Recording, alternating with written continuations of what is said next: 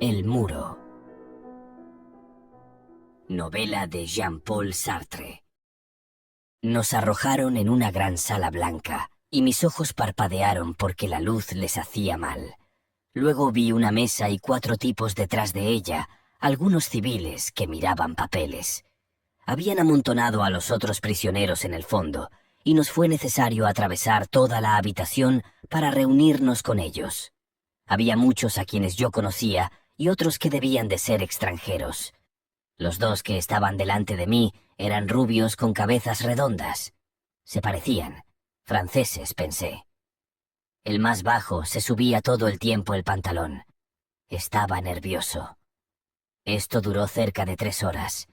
Yo estaba embrutecido y tenía la cabeza vacía, pero la pieza estaba bien caldeada, lo que me parecía muy agradable. Hacía 24 horas que no dejábamos de tiritar. Los guardianes llevaban los prisioneros uno después de otro delante de la mesa. Los 4 tipos les preguntaban entonces su nombre y su profesión. La mayoría de las veces no iban más jejos, o bien a veces les hacían una pregunta suelta. ¿Tomaste parte en el sabotaje de las municiones? O bien, ¿dónde estabas y qué hacías el 9 por la mañana?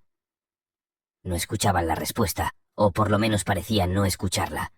Se callaban un momento mirando fijamente hacia adelante, y luego se ponían a escribir. Preguntaron a Tom si era verdad que servía en la Brigada Internacional.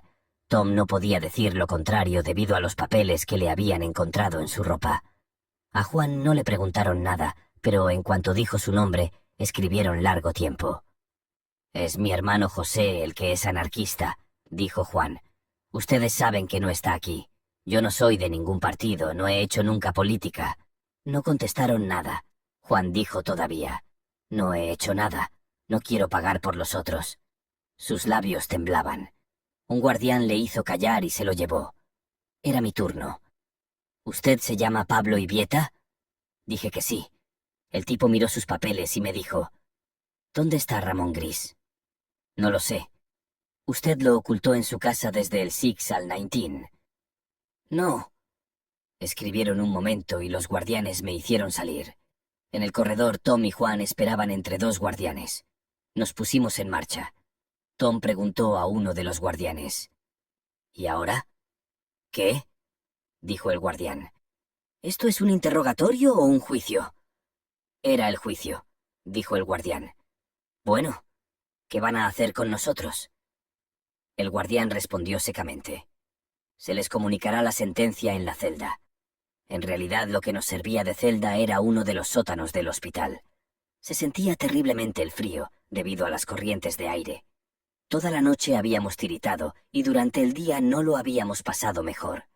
Los 5 días precedentes había estado en un calabozo del arzobispado, una especie de subterráneo que debía datar de la Edad Media. Como había muchos prisioneros, y poco lugar se les metía en cualquier parte. No eché de menos mi calabozo. Allí no había sufrido frío, pero estaba solo, lo que a la larga es irritante. En el sótano tenía compañía. Juan casi no hablaba, tenía miedo, y luego era demasiado joven para tener algo que decir. Pero Tom era buen conversador y sabía muy bien el español. En el subterráneo había un banco y 4 jergones. Cuando nos devolvieron, nos reunimos y esperamos en silencio. Tom dijo al cabo de un momento: «Estamos reventados». «Yo también lo pienso», le dije, «pero creo que no harán nada al pequeño». «No tienen nada que reprocharle», dijo Tom. «Es el hermano de un militante, eso es todo». Yo miraba a Juan. No tenía aire de entender. Tom continuó: «¿Sabes lo que hacen en Zaragoza? Acuestan a los tipos en el camino y les pasan encima los camiones. Nos lo dijo un marroquí desertor. Dicen que es para economizar municiones». «Eso no economiza nafta», dije. Estaba irritado contra Tom. No debió decir eso. «Hay algunos oficiales que se pasean por el camino», prosiguió, «y que vigilan eso con las manos en los bolsillos, fumando cigarrillos. ¿Crees que terminan con los tipos?» «Te engañas. Los dejan gritar. A veces durante 1 hora». El marroquí decía que la primera vez casi vomitó. «No creo que hagan eso», dije, «a menos que verdaderamente les falten municiones». La luz entraba por 4 respiraderos y por una abertura redonda, que habían practicado en el techo, a la izquierda, y que daba sobre el cielo. Era por este agujero redondo, generalmente cerrado con una trampa, por donde se descargaba el carbón en el sótano.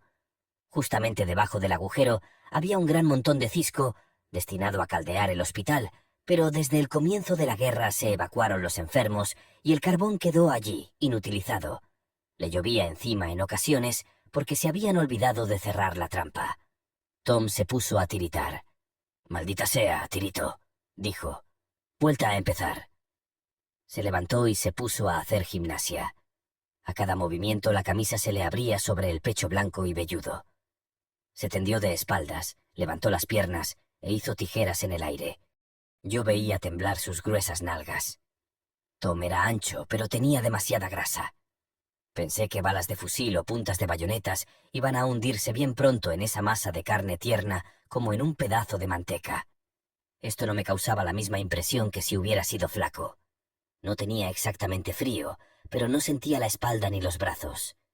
De cuando en cuando tenía la impresión de que me faltaba algo y comenzaba a buscar mi chaqueta alrededor. Luego me acordaba bruscamente que no me habían dado la chaqueta. Era muy molesto. Habían tomado nuestros trajes para darlos a sus soldados y no nos habían dejado más que nuestras camisas. Y esos pantalones de tela que los enfermos hospitalizados llevan en la mitad del verano. Al cabo de un momento Tom se levantó y se sentó cerca de mí, resoplando. «¿Entraste en calor?» «No, maldita sea. Pero estoy sofocado». A eso de las 8 de la noche entró un comandante con 2 falangistas. Tenía una hoja de papel en la mano. Preguntó al guardián. «¿Cómo se llaman estos 3?» «Steinbock, Ibieta y Mirval», dijo el guardián. El comandante se puso los anteojos y miró en la lista. «Steinbock, Steinbock. Aquí está. Usted está condenado a muerte. Será fusilado mañana a la mañana». Miró de nuevo. «Los otros 2 también», dijo. «No es posible», dijo Juan. «Yo no». El comandante le miró con aire asombrado. «¿Cómo se llama usted?» «Juan Mirval». «Pues bueno, su nombre está aquí», dijo el comandante. «Usted está condenado». «Yo no he hecho nada», dijo Juan. El comandante se encogió de hombros y se volvió hacia Tom y hacia mí. «¿Ustedes son vascos?» «Ninguno es vasco», tomó un aire irritado. «Me dijeron que había 3 vascos. No voy a perder el tiempo corriendo tras ellos. Entonces, naturalmente, ¿ustedes no quieren sacerdote?» No respondimos nada, dijo. «Enseguida vendrá un médico belga. Tiene autorización para pasar la noche con ustedes». Hizo el saludo militar y salió. «¿Qué te dije?», exclamó Tom. «Estamos listos». «Sí», dije. «Es estúpido por el chico». Decía esto por ser justo, pero no me gustaba el chico. Tenía un rostro demasiado fino, y el miedo y el sufrimiento lo habían desfigurado. Habían torcido todos sus rasgos. 3 días antes era un chicuelo de tipo delicado. Eso puede agradar. Pero ahora tenía el aire de una vieja alcahueta, y pensé que nunca más volvería a ser joven, aun cuando lo pusieran en libertad. No hubiera estado mal tener un poco de piedad para ofrecerle, pero la piedad me disgusta. Más bien me daba horror. No había dicho nada más, pero se había vuelto gris. Su rostro y sus manos eran grises. Se volvió a sentar y miró el suelo con ojos muy abiertos. Tom era un alma buena. Quiso tomarlo del brazo, pero el pequeño se soltó violentamente haciendo una mueca. «Déjalo», dije en voz baja. «Bien ves que va a ponerse a chillar». Tom obedeció a disgusto. Hubiera querido consolar al chico. Eso le hubiera ocupado y no habría estado tentado de pensar en sí mismo. Pero eso me irritaba. Yo no había pensado nunca en la muerte porque no se me había presentado la ocasión, pero ahora la ocasión estaba aquí y no había más remedio que pensar en ella. Tom se puso a hablar. «¿Ha reventado a algunos tipos?», me preguntó. No contesté. Comenzó a explicarme que él había reventado 6 desde el comienzo del mes de agosto. No se daba cuenta de la situación, y vi claramente que no quería darse cuenta. Yo mismo no lo lograba completamente todavía. Me preguntaba si se sufriría mucho, pensaba en las balas, imaginaba su ardiente granizo a través de mi cuerpo. Todo esto estaba fuera de la verdadera cuestión. Estaba tranquilo. Teníamos toda la noche para comprender. Al cabo de un momento Tom dejó de hablar y le miré de reojo. Vi que él también se había vuelto gris y que tenía un aire miserable. Me dije, empezamos. Era casi de noche. Una luz suave se filtraba a través de los respiraderos y el montón de carbón formaba una gran mancha bajo el cielo. Por el agujero del techo veía ya una estrella. La noche sería pura y helada. Se abrió la puerta y entraron 2 guardianes. Iban seguidos por un hombre rubio que llevaba un uniforme castaño claro. Nos saludó. «Soy médico», dijo. «Tengo autorización para asistirlos en estas penosas circunstancias». Tenía una voz agradable y distinguida. Le dije, «¿Qué viene a hacer aquí?» «Me pongo a disposición de ustedes. Haré todo lo posible para que estas horas les sean menos pesadas». «¿Por qué ha venido con nosotros? Hay otros tipos, el hospital está lleno». «Me han mandado aquí», respondió con aire vago. «Ah, les agradaría fumar, ¿eh?», agregó precipitadamente. «Tengo cigarrillos y hasta cigarros. Nos ofreció cigarrillos ingleses y algunos puros, pero rehusamos». Yo le miraba en los ojos y pareció molesto. Le dije, «Usted no viene aquí por compasión. Por lo demás, lo conozco. Le vi con algunos fascistas en el patio del cuartel el día en que me arrestaron». Iba a continuar, pero de pronto me ocurrió algo que me sorprendió. La presencia de ese médico cesó bruscamente de interesarme. Generalmente, cuando me encaro con un hombre no lo dejo más. Y sin embargo, me abandonó el deseo de hablar. Me encogí de hombros y desvié los ojos. Algo más tarde levanté la cabeza. Me observaba con aire de curiosidad. Los guardianes se habían sentado sobre un jergón. Pedro, alto y delgado, volvía los pulgares. El otro agitaba de vez en cuando la cabeza para evitar dormirse. «¿Quiere luz?», dijo de pronto Pedro al médico. El otro hizo que sí con la cabeza. Pensé que no tenía más inteligencia que un leño, pero que sin duda no era ruin. Al mirar sus grandes ojos azules y fríos, me pareció que pecaba sobre todo por falta de imaginación. Pedro salió y volvió con una lámpara de petróleo que colocó sobre un rincón del banco. Iluminaba mal, pero era mejor que nada. La víspera nos habían dejado a oscuras. Miré durante un buen rato el redondel de luz que la lámpara hacía en el techo. Estaba fascinado. Luego bruscamente me desperté. Se borró el redondel de luz y me sentí aplastado bajo un puño enorme. No era el pensamiento de la muerte ni el temor.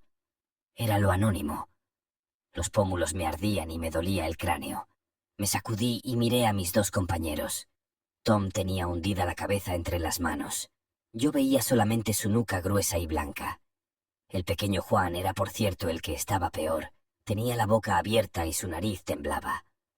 El médico se aproximó a él y le puso la mano sobre el hombro como para reconfortarlo, pero sus ojos permanecían fríos. Luego vi la mano del belga descender solapadamente a lo largo del brazo de Juan hasta la muñeca. Juan se dejaba hacer con indiferencia. El belga le tomó la muñeca con 3 dedos, con aire distraído. Al mismo tiempo retrocedió algo y se las arregló para darme la espalda. Pero yo me incliné hacia atrás y le vi sacar su reloj y contemplarlo un momento sin dejar la muñeca del chico. Al cabo de un momento dejó caer la mano inerte y fue a apoyarse en el muro. Luego, como si se acordara de pronto de algo muy importante que era necesario anotar de inmediato, tomó una libreta de su bolsillo y escribió en ella algunas líneas. «El puerco», pensé con cólera, «que no venga a tomarme el pulso, le hundiré el puño en su sucia boca». No vino, pero sentí que me miraba. Me dijo con voz impersonal, «¿No le parece que aquí se tirita?». Parecía tener frío. Estaba violeta. «No tengo frío», le contesté. No dejaba de mirarme con mirada dura. Comprendí bruscamente y me llevé las manos a la cara. Estaba empapado en sudor. En ese sótano, en pleno invierno, en plena corriente de aire, sudaba. Me pasé las manos por los cabellos que estaban cubiertos de transpiración. Me apercibí al mismo tiempo de que mi camisa estaba húmeda y pegada a mi piel. Yo chorreaba sudor desde hacía por lo menos 1 hora y no había sentido nada. Pero eso no había escapado al cochino del belga. Había visto rodar las gotas por mis mejillas y había pensado, es la manifestación de un estado de terror casi patológico. Y se había sentido normal y orgulloso de serlo porque tenía frío. Quise levantarme para ir a romperle la cara, pero apenas había esbozado un gesto cuando mi vergüenza y mi cólera desaparecieron. Volví a caer sobre el banco con indiferencia. Me contenté con frotarme el cuello con mi pañuelo, porque ahora sentía el sudor que me goteaba de los cabellos sobre la nuca y era desagradable. Por lo demás, bien pronto renuncié a frotarme. Era inútil. Mi pañuelo estaba ya como para retorcerlo, y yo seguía sudando. Sudaba también en las nalgas y mi pantalón húmedo se adhería al banco. De pronto, habló el pequeño Juan. ¿Usted es médico? Sí, dijo el belga. ¿Es que se sufre mucho tiempo? Oh, cuando... Nada de eso, dijo el belga con voz paternal. Termina rápidamente. Tenía aire de tranquilizar a un enfermo de consultorio. Pero yo... Me habían dicho que a veces se necesitan 2 descargas. Algunas veces, dijo el belga agachando la cabeza. Puede ocurrir que la primera descarga no interese ninguno de los órganos vitales. ¿Entonces es necesario que vuelvan a cargar los fusiles y que apunten de nuevo? Reflexionó y agregó con voz enronquecida. Eso lleva tiempo. Tenía un miedo espantoso de sufrir. No pensaba sino en eso, propio de su edad. Yo no pensaba mucho en eso, y no era el miedo de sufrir lo que me hacía transpirar. Me levanté y caminé hasta el montón de carbón. Tom se sobresaltó y me lanzó una mirada rencorosa. Se irritaba porque mis zapatos crujían. Me pregunté si tendría el rostro tan terroso como él. Vi que también sudaba. El cielo estaba soberbio. Ninguna luz se deslizaba en ese sombrío rincón, y no tenía más que levantar la cabeza para ver la osa mayor. Pero ya no era como antes. La víspera, en mi calabozo del arzobispado, podía ver un gran pedazo de cielo y cada hora del día me traía un recuerdo distinto. A la mañana, cuando el cielo era de un azul duro y ligero, pensaba en algunas playas del borde del Atlántico. A mediodía veía el sol y me acordaba de un bar de Sevilla donde bebía manzanilla comiendo anchoas y aceitunas. A mediodía quedaba en la sombra y pensaba en la sombra profunda que se extiende en la mitad de las arenas, mientras la otra mitad centellea al sol. Era verdaderamente penoso ver reflejarse así toda la tierra en el cielo. Pero al presente podía mirar para arriba tanto como quisiera. El cielo no me evocaba nada. Preferí esto. Volví a sentarme cerca de Tom. Pasó largo rato. Tom se puso a hablar en voz baja. Necesitaba siempre hablar. Sin ello no reconocía sus pensamientos. Pienso que se dirigía a mí, pero no me miraba. Sin duda tenía miedo de verme como estaba, gris y sudoroso. Éramos semejantes y peores que espejos el uno para el otro. Miraba al belga, el viviente. ¿Comprendes tú? Decía. En cuanto a mí, no comprendo. Me puse también a hablar en voz baja. Miraba al belga. ¿Cómo? ¿Qué es lo que hay? Nos va a ocurrir algo que yo no puedo comprender. Había alrededor de Tom un olor terrible. Me pareció que era más sensible que antes a los olores. Dije irónicamente. Comprenderás dentro de un momento. Esto no está claro, dijo con aire obstinado. Quiero tener valor, pero es necesario al menos que sepa... Escucha, nos van a llevar al patio. Bueno, los tipos van a alinearse delante de nosotros. ¿Cuántos serán? No sé, 5 u 8. No más. Vamos, serán 8. Les gritarán, apunten, y veré los 8 fusiles asestados contra mí. Pienso que querré meterme en el muro. Empujaré el muro con la espalda con todas mis fuerzas, y el muro resistirá como en las pesadillas. Todo esto puedo imaginármelo. Ah, si supieras cómo puedo imaginármelo. Vaya, le dije. Yo también me lo imagino. Eso debe producir un dolor de perros. Sabes que tiran a los ojos y a la boca para desfigurar, agregó malignamente. Ya siento las heridas. Desde hace una hora siento dolores en la cabeza y en el cuello. No verdaderos dolores. Es peor. Son los dolores que sentiré mañana a la mañana. Pero después... Yo comprendía muy bien lo que quería decir, pero no quería demostrarlo. En cuanto a los dolores, yo también los llevaba en mi cuerpo como una multitud de pequeñas cuchilladas. No podía hacer nada, pero estando como él, no le daba importancia. Después, dije rudamente, te tragarás la lengua. Se puso a hablar consigo mismo. No sacaba los ojos del belga. Este no parecía escuchar. Yo sabía lo que había venido a hacer. Lo que pensábamos no le interesaba. Había venido a mirar nuestros cuerpos, cuerpos que agonizaban en plena salud. «Es como en las pesadillas», decía Tom. «Se puede pensar en cualquier cosa. Se tiene todo el tiempo la impresión de que es así, de que se va a comprender y luego se desliza, se escapa y vuelve a caer. Me digo, después no hay nada más. Pero no comprendo lo que quiero decir. Hay momentos en que casi llego, y luego vuelvo a caer. Recomienzo a pensar en los dolores, en las balas, en las detonaciones. Soy materialista, te lo juro, no estoy loco, pero hay algo que no marcha. Veo mi cadáver. Eso no es difícil, pero no soy yo quien lo ve con mis ojos. Es necesario que llegue a pensar que no veré nada más, que no escucharé nada más y que el mundo continuará para los otros. No estamos hechos para pensar en eso, Pablo. Puedes creerme. Me ha ocurrido ya velar toda una noche esperando algo. Pero esto no se parece a nada. Esto nos cogerá por la espalda, Pablo, y no habremos podido prepararnos para ello. «Valor», dije. «¿Quieres que llame un confesor?» No respondió. Ya había notado que tenía tendencia a hacer el profeta y a llamarme Pablo hablando con una voz blanca. Eso no me gustaba mucho, pero parece que todos los irlandeses son así. Tuve la vaga impresión de que olía a orina. En el fondo no tenía mucha simpatía por Tom y no veía por qué, por el hecho de que íbamos a morir juntos, debía sentirla en adelante. Había algunos tipos con los que la cosa hubiera sido diferente, con Ramón Gris, por ejemplo, pero entre Tom y Juan me sentía solo. Por lo demás prefería esto. Con Ramón tal vez me hubiera enternecido. Pero me sentía terriblemente duro en ese momento, y quería conservarme duro. Continuó masticando las palabras con una especie de distracción. Hablaba seguramente para impedirse pensar. Olía de lleno a orina como los viejos prostáticos. Naturalmente era de su parecer. Todo lo que decía, yo hubiera podido decirlo. No es natural morir. Y luego, desde que iba a morir, nada me parecía natural. Ni ese montón de carbón, ni el banco, ni la sucia boca de Pedro.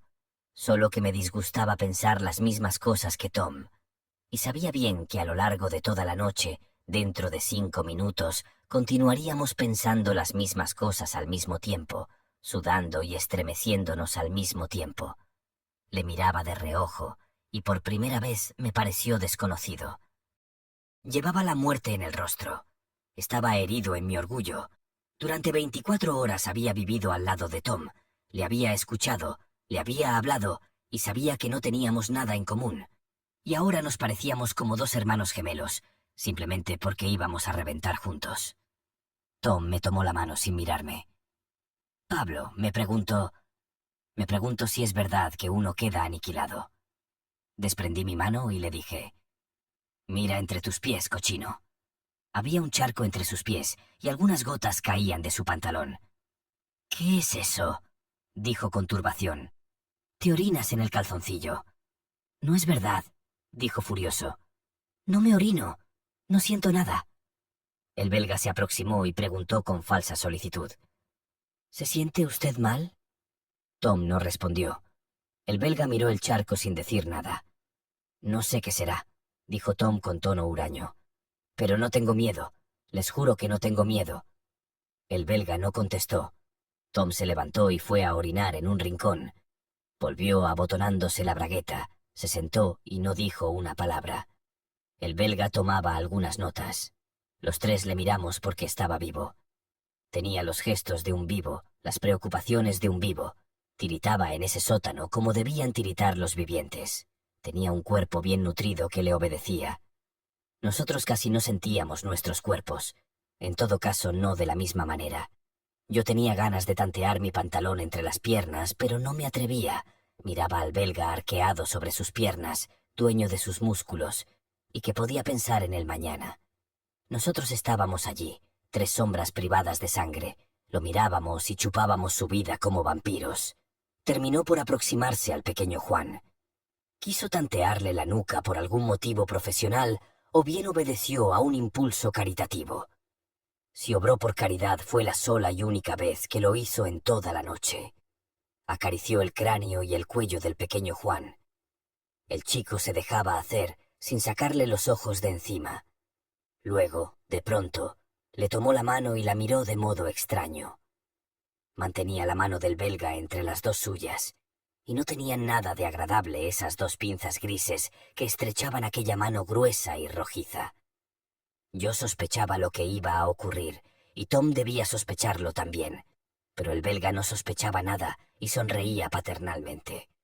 Al cabo de un rato el chico llevó la gruesa pata gorda a su boca y quiso morderla. El belga se desasió vivamente y retrocedió hasta el muro titubeando. Nos miró con horror durante un segundo. De pronto debió comprender que no éramos hombres como él. Me eché a reír y uno de los guardianes se sobresaltó. El otro se había dormido. Sus ojos, muy abiertos, estaban blancos. Me sentía a la vez cansado y sobreexcitado. No quería pensar más en lo que ocurriría al alba, en la muerte. Aquello no venía bien con nada, solo encontraba algunas palabras y el vacío. Pero en cuanto trataba de pensar en otra cosa, veía asestados contra mí caños de fusiles. Quizás 20 veces seguidas viví mi ejecución. Hasta una vez creí que era real. Debí de adormecerme durante un minuto. Me llevaban hasta el muro y yo me debatía. Les pedía perdón. Me desperté con sobresalto y miré al belga. Temí haber gritado durante mi sueño. Pero se alisaba el bigote. Nada había notado.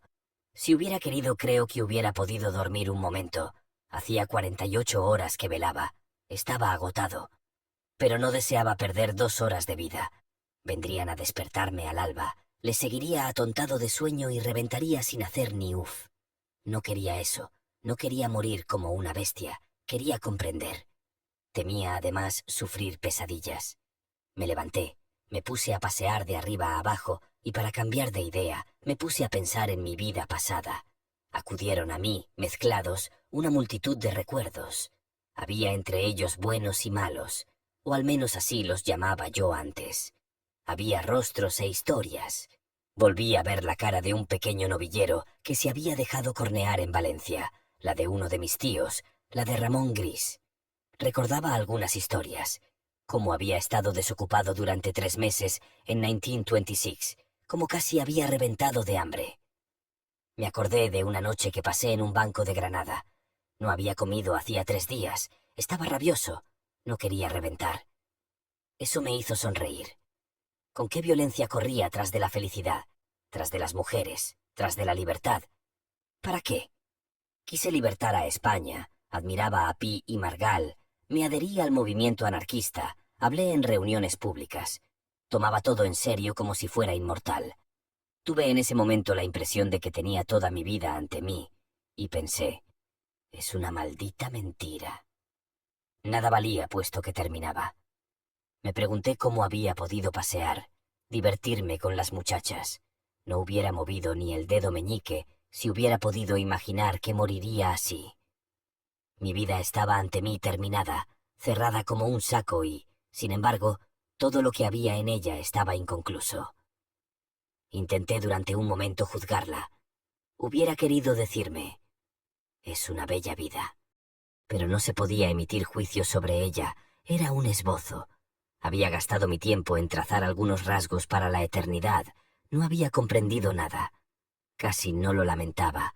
Había un montón de cosas que hubiera podido añorar, el gusto de la manzanilla, o bien los baños que tomaba en verano en una pequeña caleta cerca de Cádiz. Pero la muerte privaba a todo de su encanto. El belga tuvo de pronto una gran idea. «Amigos míos», dijo, «puedo encargarme, si la administración militar consiente en ello, de llevar una palabra, un recuerdo a las personas que ustedes quieran». Tom gruñó. «No tengo a nadie». Yo no respondí nada. Tom esperó un momento. Luego me preguntó con curiosidad, «¿No tienes nada que decir a Concha?» No. Detestaba esa tierna complicidad. Era culpa mía. La noche precedente había hablado de Concha. Hubiera debido contenerme. Estaba con ella desde hacía 1 año. La víspera me hubiera todavía cortado un brazo a hachazos para volver a verla 5 minutos. Por eso hablé de ella. Era más fuerte que yo. Ahora no deseaba volver a verla. No tenía nada más que decirle. Ni siquiera hubiera querido abrazarla. Mi cuerpo me horrorizaba porque se había vuelto gris y sudaba, y no estaba seguro de no tener también horror del suyo. Cuando sepa mi muerte, Concha llorará. Durante algunos meses no sentirá ya gusto por la vida. Pero en cualquier forma, era yo quien iba a morir. Pensé en sus ojos bellos y tiernos. Cuando me miraba, algo pasaba de ella a mí. Pensé que eso había terminado. Si me miraba ahora, su mirada permanecería en sus ojos, no llegaría hasta mí. Estaba solo. Tom también estaba solo, pero no de la misma manera.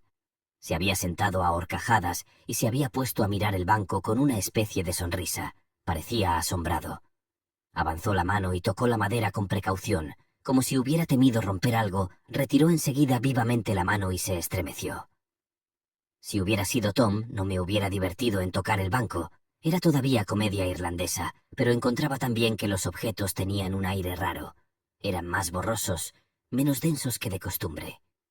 Bastaba que mirara el banco, la lámpara, el montón de carbón, para sentir que iba a morir.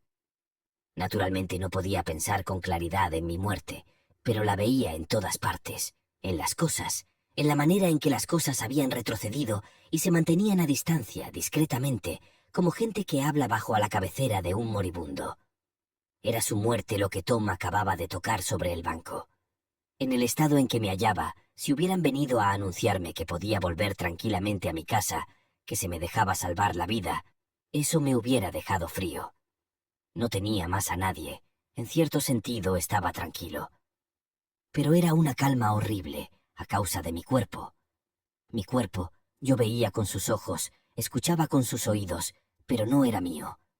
Sudaba y temblaba solo, y yo no lo reconocía. Estaba obligado a tocarlo y a mirarlo, para saber lo que hacía como si hubiera sido el cuerpo de otro. Por momentos todavía lo sentía.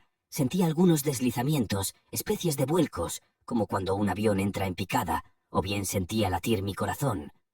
Pero esto no me tranquilizaba. Todo lo que venía de mi cuerpo tenía un aire suciamente sospechoso. La mayoría del tiempo se callaba, se mantenía quieto y no sentía nada más que una especie de pesadez, una presencia inmunda pegada a mí. Tenía la impresión de estar ligado a un gusano enorme. En un momento dado, tanteé mi pantalón y sentí que estaba húmedo. No sabía si estaba mojado con sudor o con orina, pero por precaución fui a orinar sobre el montón de carbón.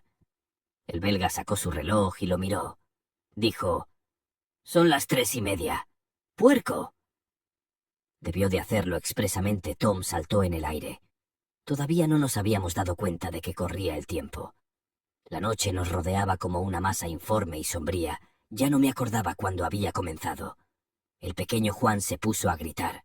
Se retorcía las manos, suplicaba: «No quiero morir, no quiero morir». Corrió por todo el sótano levantando los brazos en el aire. Después se abatió sobre uno de los jergones y sollozó. Tom le miraba con ojos pesados y ni aún tenía deseos de consolarlo. En realidad no valía la pena. El chico hacía más ruido que nosotros, pero estaba menos grave. Era como un enfermo que se defiende de su mal por medio de la fiebre. Cuando ni siquiera hay fiebre, es más grave. Lloraba. Vi perfectamente que tenía lástima de sí mismo. No pensaba en la muerte. Un segundo, un solo segundo, tuve también deseos de llorar de piedad sobre mí mismo. Pero lo que ocurrió fue lo contrario. Arrojé una mirada sobre el pequeño. Vi su delgada espalda sollozante y me sentí inhumano. No pude tener piedad ni de los otros ni de mí mismo. Me dije: «Quiero morir valientemente». Tom se levantó, se puso justo debajo de la abertura redonda y se puso a esperar el día. Pero, por encima de todo, desde que el médico nos había dicho la hora, yo sentía el tiempo que huía, que corría gota a gota. Era todavía oscuro cuando escuché la voz de Tom. «¿Los oyes?». «Sí». Algunos tipos marchaban por el patio. «¿Qué vienen a jorobar? Sin embargo, no pueden tirar de noche».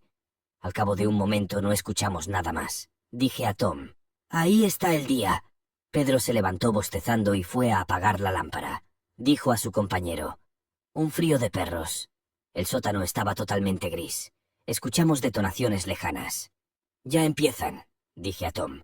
«Deben hacer eso en el patio de atrás». Tom pidió al médico que le diera un cigarrillo, pero yo no quise. No quería cigarrillos ni alcohol. A partir de ese momento no cesaron los disparos. «¿Te das cuenta?», dijo Tom. Quería agregar algo, pero se calló. Miraba la puerta. La puerta se abrió y entró un subteniente con 4 soldados. Tom dejó caer su cigarrillo. ¿Steinbock? Tom no respondió. Fue Pedro quien lo designó. ¿Juan Mirval? Es ese que está sobre el jergón. Levántese, dijo el subteniente. Juan no se movió. 2 soldados lo tomaron por las axilas y lo pararon. Pero en cuanto lo dejaron volvió a caer. Los soldados dudaban. No es el primero que se siente mal, dijo el subteniente. No tienen más que llevarlo entre los 2. Ya se arreglarán allá. Se volvió hacia Tom. Vamos, venga. Tom salió entre 2 soldados. Otros 2 le seguían. Llevaban al chico por las axilas y por las corvas. Cuando quise salir, el subteniente me detuvo. ¿Usted es Ivieta? Sí. Espere aquí. Vendrán a buscarlo enseguida. Salieron. El belga y los 2 carceleros salieron también. Quedé solo. No comprendía lo que ocurría, pero hubiera preferido que terminaran enseguida. Escuchaba las salvas a intervalos casi regulares. Me estremecía a cada una de ellas. Tenía ganas de aullar y de arrancarme los cabellos, pero apretaba los dientes y hundía las manos en los bolsillos porque quería permanecer tranquilo. Al cabo de 1 hora vinieron a buscarme y me condujeron al primer piso a una pequeña pieza que olía a cigarro y cuyo olor me pareció sofocante. Había allí 2 oficiales que fumaban sentados en unos sillones, con algunos papeles sobre las rodillas. ¿Te llamas Ivieta? Sí. ¿Dónde está Ramón Gris? No lo sé. El que me interrogaba era bajo y grueso. Tenía ojos duros detrás de los anteojos. Me dijo, «Aproxímate». Me aproximé. Se levantó y me tomó por los brazos mirándome con un aire como para hundirme bajo tierra. Al mismo tiempo me apretaba los bíceps con todas sus fuerzas. No lo hacía para hacerme mal. Era su gran recurso. Quería dominarme. Juzgaba necesario también enviarme su aliento podrido en plena cara. Quedamos un momento así. Me daban más bien deseos de reír. Era necesario mucho más para intimidar a un hombre que iba a morir. Eso no tenía importancia. Me rechazó violentamente y se sentó. Dijo, «Es tu vida contra la suya. Se te perdona la vida si nos dices dónde está». Estos 2 tipos adornados con sus látigos y sus botas eran también hombres que iban a morir. Un poco más tarde que yo, pero no mucho más.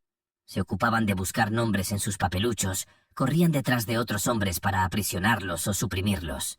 Tenían opiniones sobre el porvenir de España y sobre otros temas. Sus pequeñas actividades me parecieron chocantes y burlescas. No conseguía ponerme en su lugar. Me parecía que estaban locos. El gordo bajito me miraba siempre azotando sus botas con su látigo. Todos sus gestos estaban calculados para darle el aspecto de una bestia viva y feroz. «¿Entonces? ¿Comprendido?» «No sé dónde está Gris», contesté. Creía que estaba en Madrid.